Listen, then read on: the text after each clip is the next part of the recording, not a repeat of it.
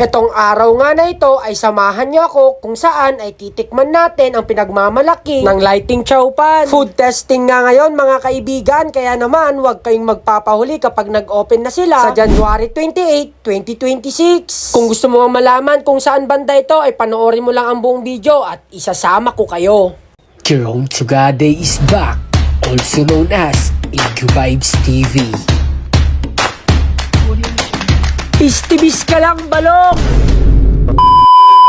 Naka-day off nga ngayon ang nag-iisang OFW ng Pilipinas at walang iba kundi si Lokong Joren, kaya makakasama natin siya dito sa ating video. At makakasama nga rin natin dito si Inang Guada at si Madam Tonyang at marami pang iba. Dito na nga ako dumaan sa Salvacion dahil mas malapit nga dito kung dito kami dadaan. Kakain pa nga lang sana ako kaso tumawag si Inang Guada at sinabi niya dun na nga lang daw ako kakain dahil marami nga daw hinandang pagkain ang Lightning Chow Fan. Kaya naman, ilaban mo, ilabang ko!